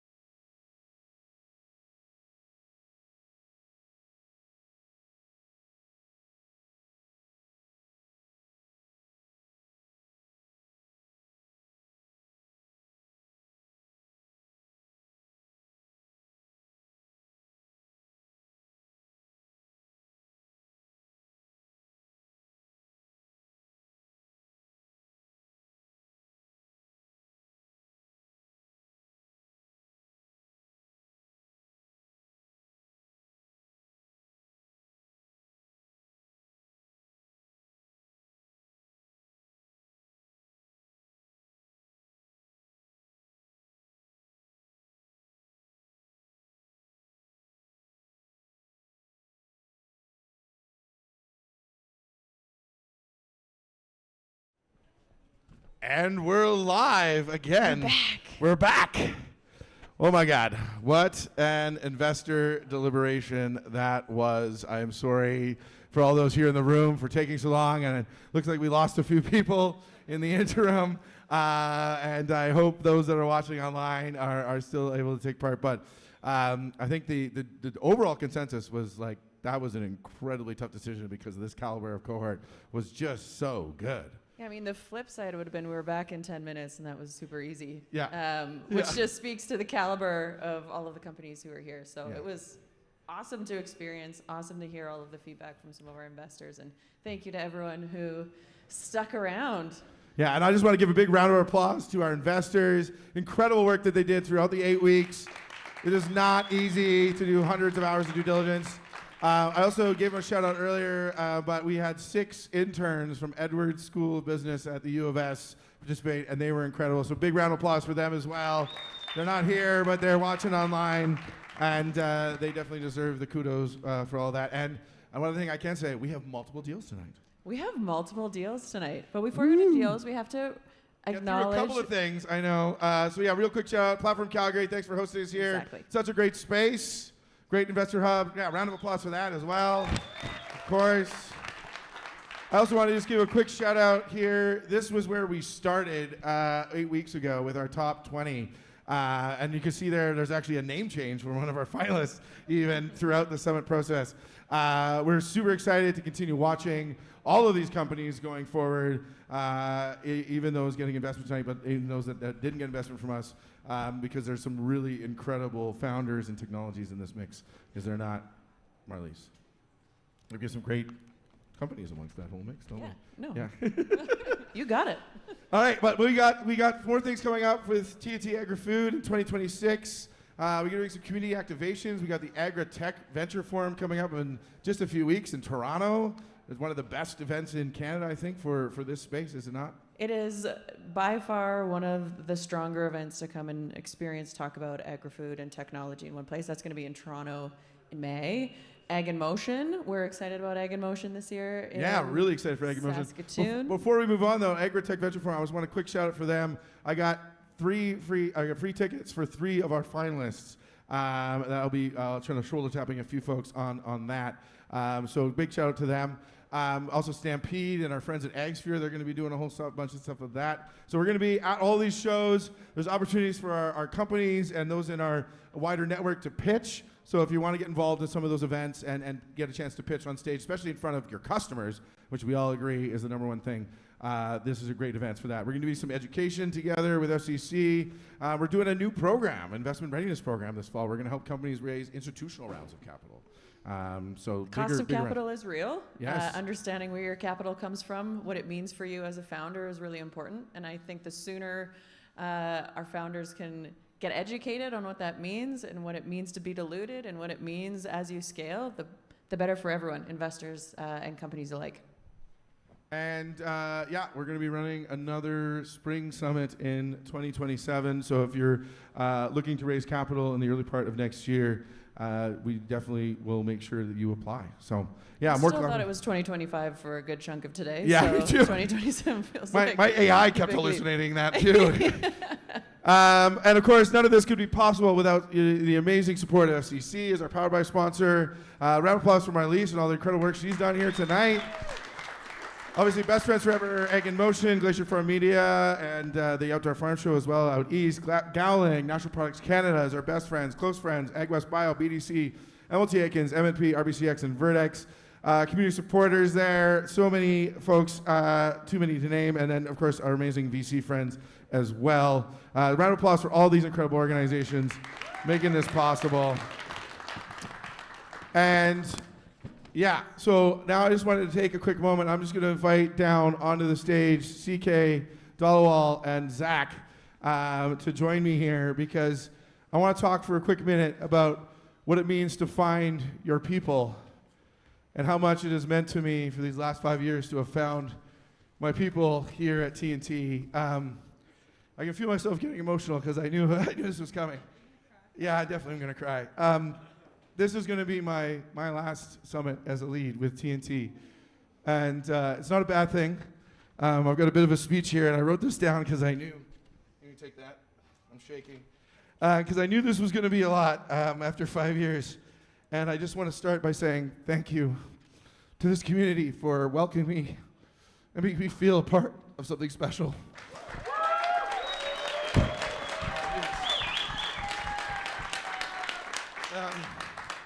Yeah, it's not in the way you say it at the end of a program when you're wrapping things up, and I mean that thank you from the bottom of my heart. Because 5 years ago, I came into this ecosystem, I didn't know anybody. Zach, you joked, like, everyone was telling him, like, who the fuck is this guy? I spent time all over the world and traveling, and I ran into an old colleague after we decided to start our family office, and they told me about a little investment program in Edmonton called Startup TNT, and I joined the organization, and almost immediately I knew this was my people, and I wanted to build something with this group of people in Saskatchewan. So I really want to just thank a few people here tonight, because finding the right people is everything in startups, investing, and in life. And in 5 years at TNT, I found mine. Zach, thank you. You started this on your 35th birthday. You had a wild idea that ordinary people with real business experience could back the next generation of Canadian founders, and you were right. Thank you for trusting me to build something inside what you built. Really appreciate that. Tim, I know you're watching online tonight, and I can hope you can feel this through the screen. You joined 6 weeks after Zach started the happy hour, and together the two of you have created something incredibly special that I am so proud to have as part of my legacy. And CK, you and I held this program together over the last year or so and tested a lot of things. When the funding was cut and the programs were at risk, you were the one that was brought in to make sure that TNT was going to keep operating, and I've been so proud to work with you over the last bit here. So thank you. And Marlies as well, you're standing here at this finale beside you, is one of the great honors of this work. It's been a privilege making you a friend over these last 5 years and getting to work with you on solving this problem in Agri-Food, and so I'm really thankful for that as well. And I just want to shout out a few other, my colleagues are here tonight. Jonah, Neil, Mike, Adrian was supposed to be here. I know he's online, and there's so many more I'm sure watching online that I've worked with over the years. And you know, you were colleagues before you were mentors, and then you became mentors to me, and it was so special. Jade as well, we got to work with a lot, and you know, that's gonna be lessons I carry everywhere I go. And where's my father? He's here too, somewhere. There he is. Seriously, I couldn't have done this without you. I'm so thankful. I'll come up in a minute. Sorry, I just want to get through this. Mike Doyle built a company and he sold it to FCC. It's called Ag Expert. And you spent your career showing what was possible, and you showed me what was possible. So thank you. And my fiance Casey is at home watching, and I have to thank her because she has been with me from the very beginning of being with TNT. I met her in the fall of 2021, and we're going to get married on our 5-year anniversary. And she's been through it all, been so patient and so kind and so generous and steady on all those late nights where I was doing phone calls with Zach and CK and trying to just make things work and just helping me get through it. And none of this would have been possible without you two. I love you. Thank you. Yeah. So, I want to quickly tell you what I learned doing this work, because I think that's really, really important. I learned that the best investors are not the ones with the most money. They're the ones that with the most curiosity. They're the ones that show up. They're the ones that people who sit across from a founder building something that they do not fully understand, and they ask the questions instead of just walking away. They get curious. I learned that the prairie investor has never written a check before, the farmer who built a business from the ground up, the business owner who has never thought of themselves as a venture capitalist. They are often the most valuable people in the room because they understand risk from the inside. They know what it costs to build something from nothing. And I learned that activation is not a program, it is a relationship. You do not activate an investor by putting them in a room with a pitch deck. You activate them by making them feel like they belong in that room, like their experience matters and like what they have built has real value to the founder sitting across from them. And I learned that founders who have come through this program did not just need capital, they needed someone to believe in them. believe in them first. And that belief, once given, tends to compound in ways nobody can predict. And I learned that community is the thing that holds all of us together. Not the network, not the platform, not the event, the community. And the group of people who keep showing up for each other because they share a conviction that what they are building, that they are having fun, making friends, and building companies. These are not startup lessons, they are life lessons. And I would not have learned them anywhere else. So I have something, as I mentioned, this is after 5 years as community development lead at Startup TNT. I'm going to be beginning a 5-month transition role out of my day-to-day with Startup TNT. My last day in the role will be in mid-September, just before the next batch of the summits start. I want to be clear on what this means, because it's really important. It does not mean that TNT is in trouble. You just heard me describe who's running it here, and they're going to be doing a fantastic job. It does not mean I've lost any faith in this organization or what it's built. In fact, it's the exact opposite. I trust CK implicitly to keep this going, and I'm going to keep working with TNT for the rest of my life and whatever role that they will have me. But everything I have learned here about activation, about community, about what it takes to put Canadian capital behind Canadian founders from day one, I'm going to be taking that to the national level. It's not a departure from this type of work. It's an evolution of this type of work. This is what 5 years of learning looks like when you find its next application. So I'm really excited. In a couple of weeks, we'll be announcing some things that you'll get a chance to see.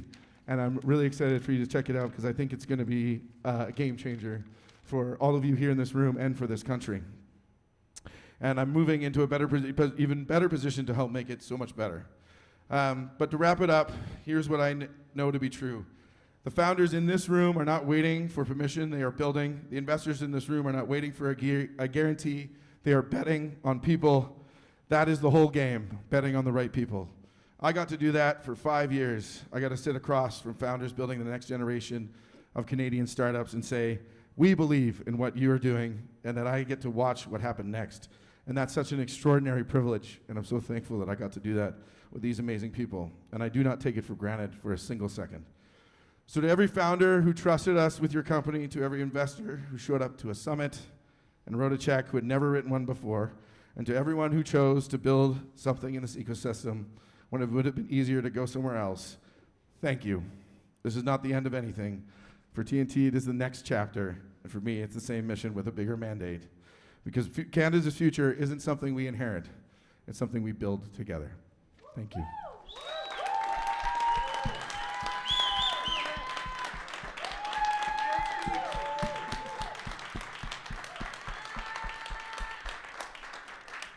I'm not going to, I have a 10 or 15-minute speech prepared. Is that okay? I know we still do the winners announcement. Yeah, I just wanted to share that I think Jesse, when I first met you, and for a long time, has been a really underestimated person. You know, people used to say to me, who is this guy in Saskatoon? You'd have a Zoom call with him on like a Friday morning and he'd be like in bed in his underwear. You're like, what's going on? Weren't we all?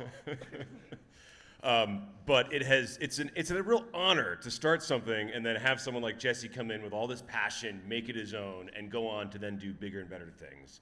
And all I wanted to say is that, with your permission, I'd like to plan a really special celebration for you in Saskatoon before you leave to honor everything that you've done for us. You're all invited. Come on down. Let's do it. So thank you so much, Jesse. Awesome. Thank you. And now I think we have some announcements to make, don't we? CK CK has to talk now? CK has a 10-minute speech, too. 30 seconds. Come on, you gotta say something. Yeah, what hasn't been said already. I'm very fortunate to have any moment of my life being able to work with someone like yourself. Truly an energizer bunny. You brought passion, drive to everything that you did. That's not something you can just make up. That's something that it truly comes from the heart and from the soul of a human being. And I think that that's something that I'm going to miss a lot, but I think everybody in Canada is going to be really fortunate to see more of. So I'm excited for it. So good. All right, just stay right here because we're gonna stay on stage for this announcement because now we got to get to the fun. Where's the clicker? Time to keep the happy tears rolling, I think. Yeah. I'll cry more at the after party, which, by the way, is at Greta Bar, and everybody wants to donate to it. We got Cheers to Startup TNT. Zach, you threw $100 into the pot. Jonah, our former operations lead, just throw some money in the pot. So if anybody else wants to throw some in, we're going to go over there, play some games, have some fun. And let's get what we were really here for. I know I just sucked a lot of the energy out of the room, but we're really here for these people. So let's give a round of applause for all these amazing finalists. Like, this is what it's really about. This is what energizes me. Weren't they just so incredible, Marlise, tonight?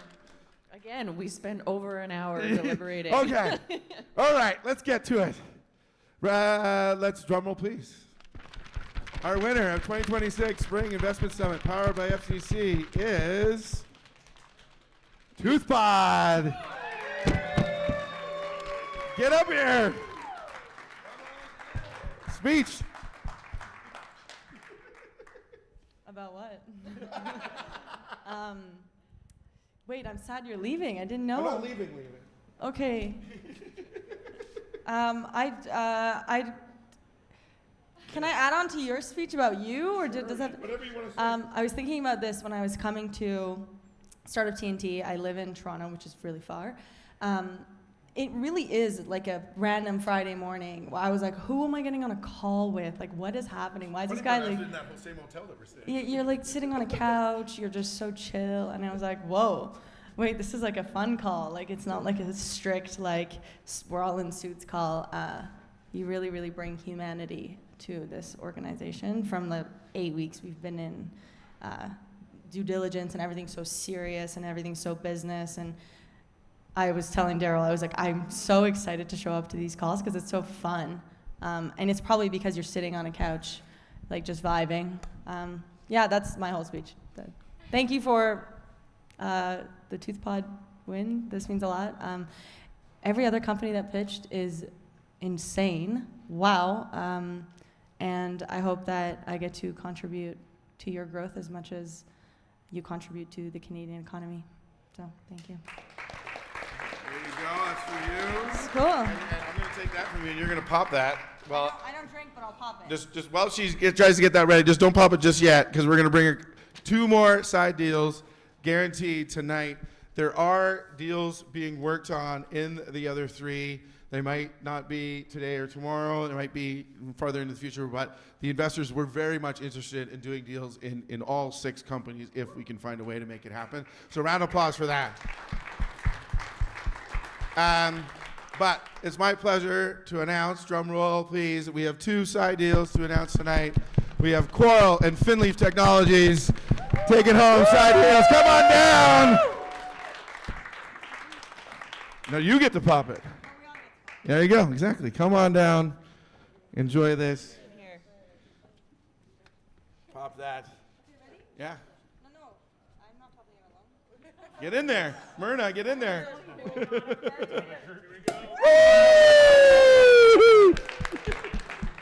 Anything to add, Myrna? Thank you very much. It's been fun. Cynthia, anything to add? Thank you. Now no one else will drink. I just want to say the love and the support has been more than anything. One thing I took away was just how much of a family it felt, and like everyone, you just felt that it continues beyond tonight. Like there's a lot of networks and opportunities, and so privileged to be here. So. Second. Oh, and hand it out to the ladies. Yes, there you go. That's Clean right. sweep. Love that. All right, now I think that's the end of our show. If there's none other final words, let's end it there. Thank you all watching online, and join me at the after party for those that are here. Let's have a great night. The TNT.